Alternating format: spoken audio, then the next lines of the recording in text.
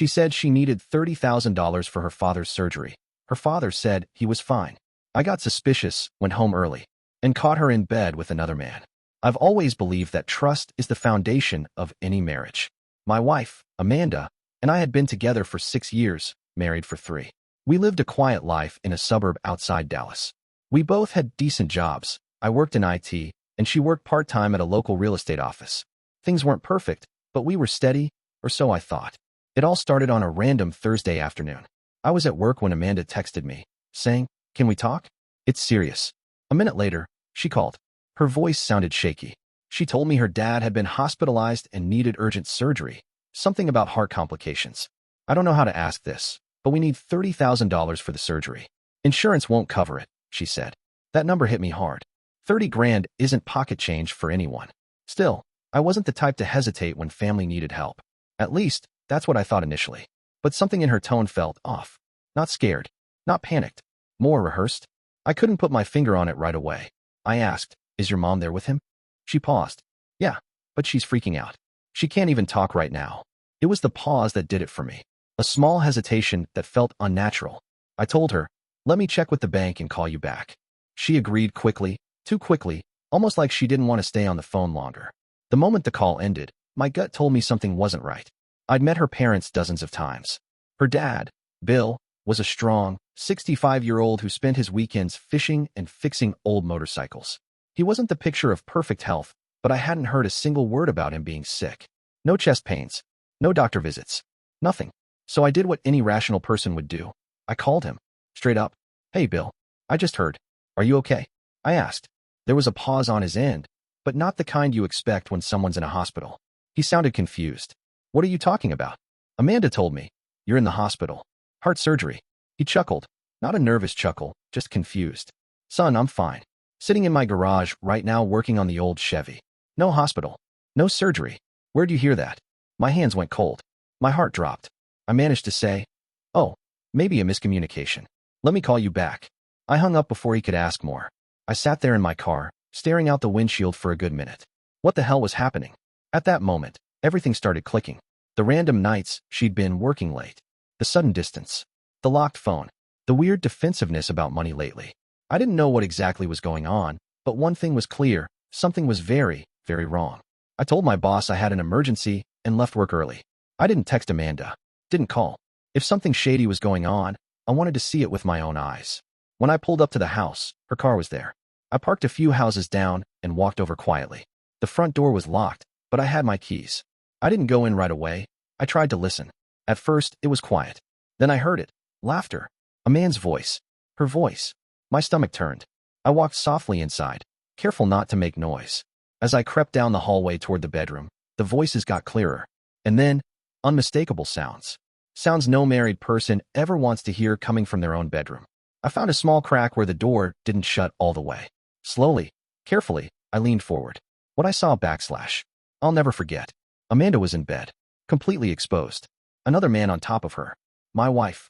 The woman I thought I'd spend my life with, lying, cheating, and God knows what else. I stood there for a few seconds, seconds that felt like an eternity, watching something I was never supposed to see. My own wife, tangled up with another man in our bed. I wasn't the kind of guy to cause a scene. I didn't barge in. I didn't yell. I didn't throw anything. Instead, something inside me flipped, a cold, sharp clarity. This wasn't just cheating. This wasn't just betrayal. This was deception on a whole other level. She didn't just betray me emotionally. She tried to scam me out of $30,000 with a fake story about her father's surgery. My hands were shaking, not with fear, but with the rush of realizing how deep this went. I backed away slowly, careful not to make a sound. I walked out the front door, got back in my car, and just sat there. For a few minutes, I honestly didn't know what to do. Call her out? Fight the guy? But the more I sat there, the clearer it became. This wasn't just about revenge. This was about making sure she could never screw me over again. First, I grabbed my phone and started taking photos of her car parked in the driveway. Then, I opened the banking app. Thankfully, almost everything in our accounts was under my name. The joint savings had about $12,000 in it. I transferred every penny into my personal account. Then I logged into our shared credit card account and froze it completely. Any pending charges would be declined. I also made sure to change every single password I had. Banking, Amazon, Netflix, everything. Locked down. The next step was obvious. I drove straight to my buddy Matt's house. Matt's an attorney. We've been friends since college. I told him everything. The $30,000 lie, what I walked in on, all of it. Matt didn't look surprised. Man, I hate to say this, but you did the right thing walking away quietly. If you had gone off and punched that guy, guess what? You'd be the one getting arrested, not them. We sat down, and he helped me draft a plan. First thing tomorrow, I'd file for divorce on the grounds of adultery. Texas is a fault-based divorce state, and evidence of cheating could absolutely play in my favor, especially since I caught her in our house, in our bed. He also advised me to get any other proof I could: text messages, emails, bank records, anything that could show a pattern of lying or manipulation. After that, I drove to a hotel. I wasn't spending another night in that house. Lying on the hotel bed, staring at the ceiling, the reality hit me like a freight train. This was the woman I trusted with everything. We had plans. We talked about kids, about buying a bigger house next year. And the whole time, was any of it real? Or had she been playing me for a fool all along? Around midnight, my phone started blowing up. Calls, texts, voicemails, all from Amanda. Where are you? Babe, what's going on? Why isn't the card working? I think someone hacked the account. Yeah, someone sure did. I didn't respond. Not yet. I wasn't ready. I needed her to stew in it. I wanted her to feel that rising panic when her little scheme started falling apart. But I knew the confrontation was coming. She'd realize soon enough that I knew everything. And when that happened, well, I was ready. By the next morning, Amanda was in full meltdown mode. Missed calls, text after text. Her last message read, "We need to talk. I don't know what's going on, but it's serious." Yeah, Amanda, it is serious. I didn't reply. Instead, I drove back to the house around 9 a.m., not to fight or argue, but to get my things. I wasn't stupid, though. I hit record on my phone before stepping inside, just in case. The moment I opened the door, there she was, standing in the living room, arms crossed, looking angry but nervous. Her tone was aggressive, but her eyes gave away the panic. "Where the hell have you been? The bank says the joint account's empty. The credit card's frozen. What's going on?" I set my keys on the counter and looked her dead in the eye. Calm, controlled. "I should ask you that. How's your dad, Amanda? Feeling better? Recovering from that emergency heart surgery?" Her face went pale, dead silent. You could practically see her brain scrambling for a lie. She stammered, "I can explain." I cut her off. "No, you can't. I already talked to him.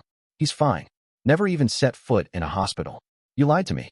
Tried to scam me out of $30,000. And while you were at it, you had some guy in our bed." Her jaw dropped. No more pretending. Just stunned silence.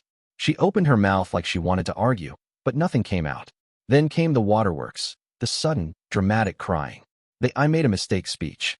The "it didn't mean anything" defense. The classic lines cheaters always fall back on when they get caught. I let her ramble. Let her cry. I stood there quietly until she finally asked, "Can we fix this?" That's when I pulled a folder out of my backpack and set it on the kitchen table. "No, Amanda. We're done. These are divorce papers. My lawyer drafted them last night. You'll be hearing from him today."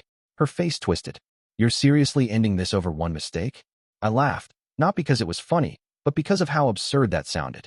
This wasn't one mistake. This was betrayal. You didn't just cheat, you tried to rob me. Lying about your dad needing surgery? Are you kidding me? She flipped from tears to anger in seconds. "You're gonna regret this. You can't just walk away like this. Watch me." I grabbed the essentials I had come for, my laptop, important documents, a few clothes, and walked out. She followed me, yelling, crying, threatening, then begging.